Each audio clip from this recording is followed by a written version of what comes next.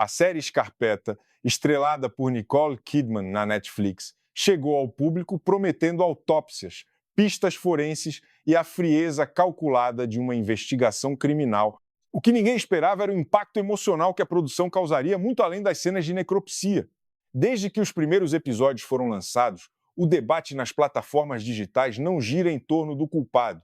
Gira em torno de uma pergunta muito mais incômoda. Por que uma série sobre morte consegue acertar tão fundo no coração de quem está vivo? Espectadores relatam que Scarpetta os pegou desprevenidos. Não pelo horror dos corpos, mas pela precisão com que a série descreve o peso de carregar algo que já morreu, mas se recusa a ser enterrado. Em fóruns, comentários de streaming e grupos de discussão, o consenso cresce. Scarpetta não é um programa sobre crimes. É um programa sobre pessoas que não conseguem enterrar o passado. Se esse tipo de análise faz sentido para você, deixa o like aqui, se inscreve no canal e comenta o que você sentiu enquanto assistia Scarpetta. Queremos saber se você também se pegou pensando em algo muito além do mistério policial. Scarpetta veste com perfeição a roupa de uma série policial clássica. Há cenas de crime, há um cadáver, há uma especialista forense de reconhecida competência, há segredos enterrados há anos que lentamente vêm à tona.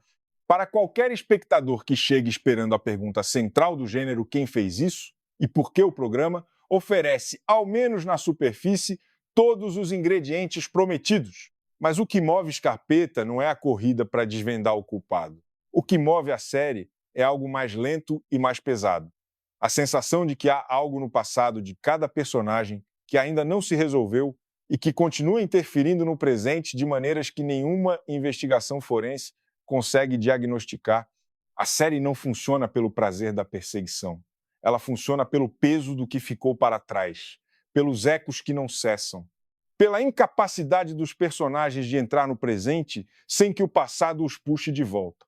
O cadáver na mesa de necropsia é apenas evidência. O passado é o verdadeiro local do crime. Kay Scarpetta foi construída como um arquétipo de competência. Inteligente, controlada, precisa, capaz de trabalhar diariamente num ambiente que perturbaria a maioria das pessoas. Ela olha para a morte todos os dias e permanece de pé. Mas quanto mais a série avança, mais fica claro que essa disciplina não nasce apenas da profissão.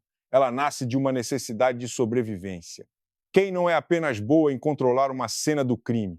Kay é alguém que precisa se controlar para não se partir. O trabalho forense de Kay carrega um significado doloroso nessa leitura. Ele funciona como uma tentativa de tornar a morte mensurável, legível, classificável. Se a morte pode ser colocada sob o microscópio, registrada em laudo, processada por protocolo, então, ao menos dentro daquele quarto, a desordem tem alguma forma de ser contida. Mas o passado de Kay não funciona assim. As perdas que ela carrega não ficam quietas sobre uma mesa de aço.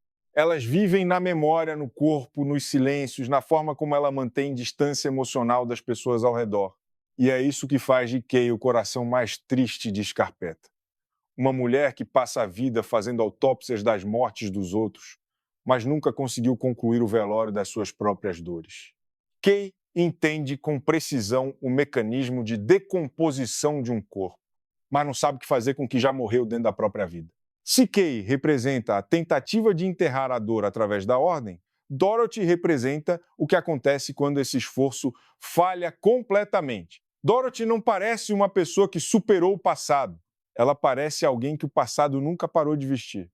Cada fala, cada gesto, cada explosão de Dorothy carrega o peso de feridas que nunca cicatrizaram, de mágoas familiares nunca resolvidas, de ressentimentos guardados, tempo demais até se tornarem parte da personalidade.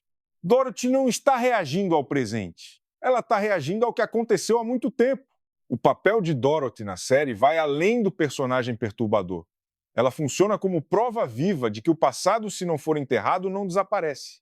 Ele muda de forma, anda, fala, ri amargamente, provoca conflito e exige ser visto.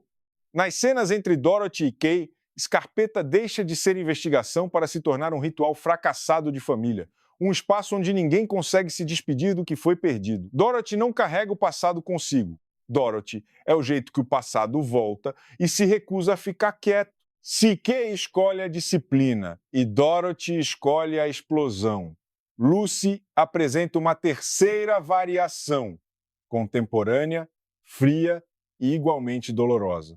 O uso da tecnologia para adiar a perda.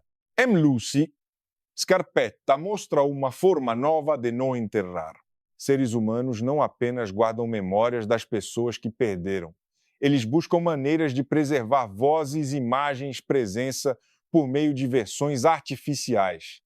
Não para ressuscitar de verdade, mas para não ter que aceitar que o outro já não está mais lá.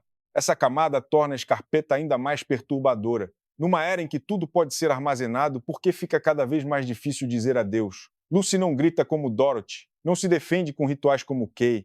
Lucy se apega, adia, vive ao lado de uma sombra que já não é real e chama isso de continuidade. Mas quanto mais se tenta manter o morto por perto, mais o vivo fica preso ao que morreu. Há túmulos que não ficam nos cemitérios. Ficam nos dados, nas telas, nas coisas que a gente guarda, porque não suporta o vazio. Ao colocar Kay, Dorothy e Lucy lado a lado, Scarpetta revela sua estrutura real.